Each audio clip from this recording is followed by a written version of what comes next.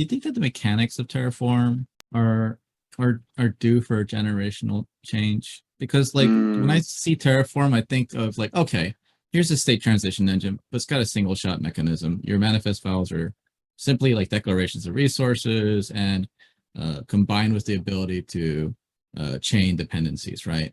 And then so when Terraform runs, it takes your resources and applies them in order. Boom, single shot. Which is it does what it does. It's a lot better than when it started. It's a lot more stable when it started, and it's like okay, now it's reached that level of kind of like okay, it's stable, right? And therefore 1.0. But like, does that mechanism itself, like the single shot transition, need updating? And I think does the Cloud Control API kind of get open the door for that, because now we don't have to have like crazy generated SDKs in order to manipulate resources. I You have thoughts on that? don't think so. So both the CDK and CDK for Terraform and Plumi, as far as I know, even though I haven't played with it in a while. So we're gonna ignore Plumi for now. I'm sorry, Plumi. If there's anybody that knows that, please jump in. But both CDK and CDK for Terraform generate YAML and HCL. So they're still outputting the same thing. It's just doing a more convoluted way. Instead of you writing it, you're writing code, doing some voodoo and synthing and bullshit. Sorry. And then outputting CloudFormation and outputting Terraform. So it's still the same workflow. I hope we're gonna see Terraform and CloudFormation maybe in the future when the community moves and we have enough higher level constructs become something like assembly language. Like if you need to dive deep into it, you can, but most people don't stress at that level. Regarding your question of are we gonna see a change? I change it with what? Because there is no proposal around that. If you want to go from that classic workflow of you have a infrastructure as code, you are gonna get to something else. Basically, you have a set of changes that you do, as you described it very well. Okay, what do we change it with? With code that self-modifies itself and does a bunch of calls and logic? That will add a Well, lot of complexity. we have an example in the industry right now. Like Which Kubernetes is is that example. So the way Kubernetes operates is you just supply a manifest, and every single component in that resource chain will essentially back off and try again until convergence is reached. So like, and this is how we're able to see Kubernetes systems kind of like converge on the correct state. Whereas in Terraform, it's a single shot. If there's an error, an operator has to step in and fix it, right? In Kubernetes, if like an image isn't finished being uploaded, for example, it'll back off and try again a little bit later. And then eventually, once the image is fully updated and uploaded, then it'll deploy. It might take a little bit longer, but it'll become eventually consistent. So I guess one possible future for this Terraform infrastructure as code space is Kubernetes style eventual consistency. That's that's a one possibility. very There's good others out point. there.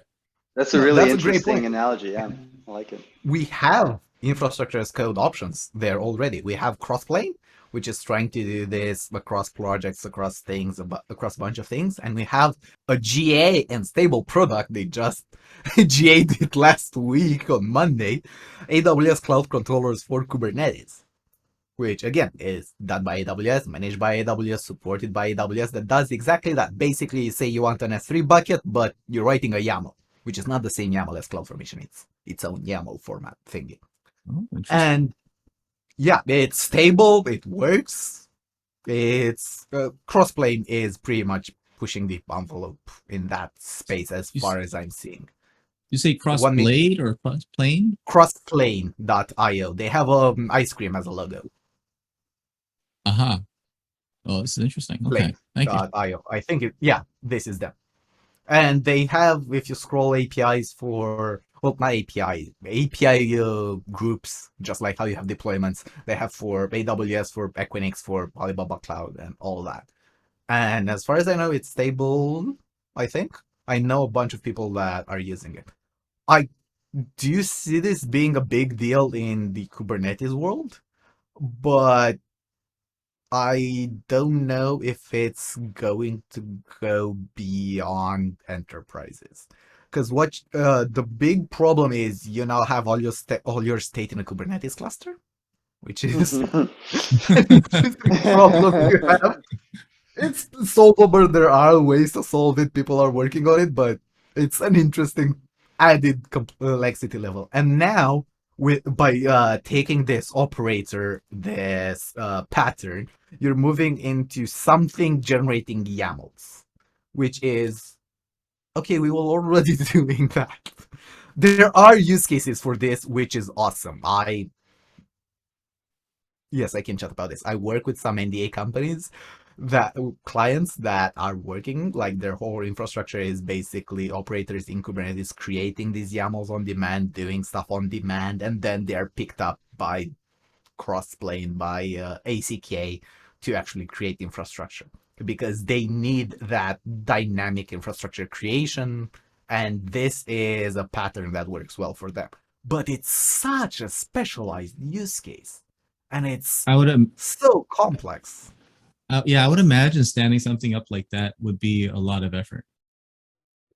It That the is. payoff would have to be really kind of like attuned to the business requirements in order to actually justify that kind of like time to build it. Would you say? I agree. Like we've worked a lot on it. It's super complex.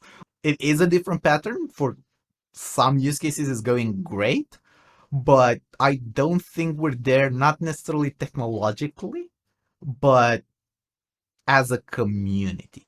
Like most people aren't used to Kubernetes and the whole operator pattern, and I put a YAML and something always runs and the state is reconciled and changes happen. That's still weird for people. I Getting mean, people used yeah, to that yeah. is gonna be an uphill battle. Go ahead, Eric.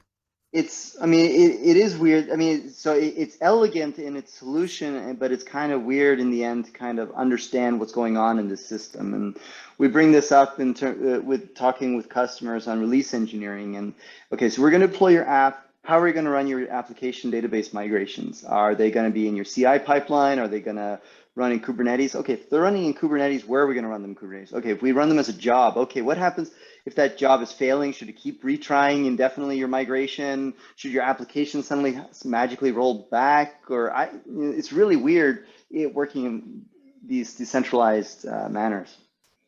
Infrastructure should be boring. That's a big target. Like, let's focus on making money, not on configuring Kubernetes.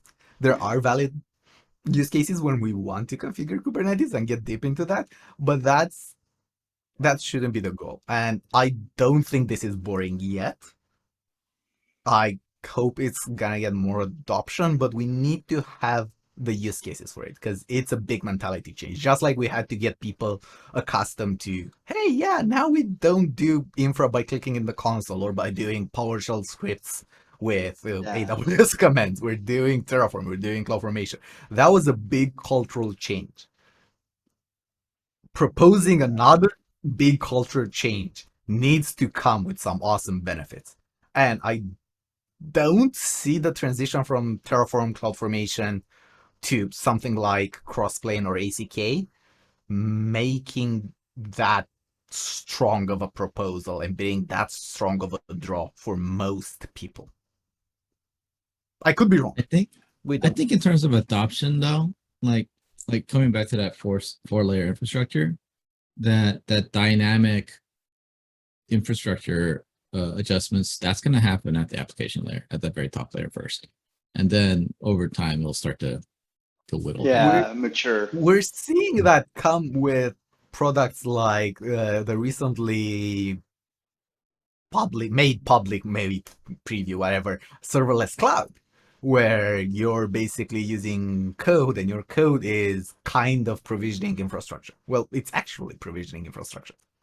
Serverless framework, Serverless Inc., the folks behind the serverless framework, launched Serverless Cloud, which is an interesting new service. Interesting, because they had their like CD offering for a while. Yeah, but it's now right there on they're the hosting. right. Serverless Cloud. Download it. There we go. Yeah. It's I missed this. unexpected for me in its current state. I expected them to go in a different direction, but I'm very excited to see where they're going because they're doing something awesome. Like if you change your code, you get your code deployed and working in less than a second consistently. Yeah. And that's Wow. one of those big changes that are worth it for folks to, oh yes, I want to do this. It's worth for me to learn it. It's not just, oh, a different flavor of YAML. Yeah, it makes me think of Zeit a little bit, but for serverless. Yeah. Yep. Or yeah, Zeit, formerly known as Now, formerly known as something else, formerly known as, I don't know. Yeah, but there's a lot of flags. There are a lot of experiments going on because infrastructure, shockingly, is still hard and it's still a blocker for a lot of people. But we'll see what actually moves. Like we still have stuff coming out like the Copilot CLI, which is a CLI to create your infrastructure, which is interesting that we're still doing that right now. That is. It's Cool. awesome for demos and getting people up to speed quick, and it's still using some infrastructure as code config through other YAML files, but we'll see where that goes. So I don't know. I really see the developer experience of CDK-TF being awesome. We know that AWS is working on building new Terraform modules for CDK-TF based on the AWS Cloud Control API, which is gonna be awesome because they're gonna be officially supported. They're gonna be fully integrated with CDK-TF. Again, AWS is gonna maintain them. So that would be a strong proposal, and that would still output Terraform, where we have a lot of tooling and ecosystem that we can leverage that brings a lot of value. I don't know. I want to kind of bring it back to what Jim was saying with eventually consistent Terraform seems like maybe the one of the possible paths forward for that.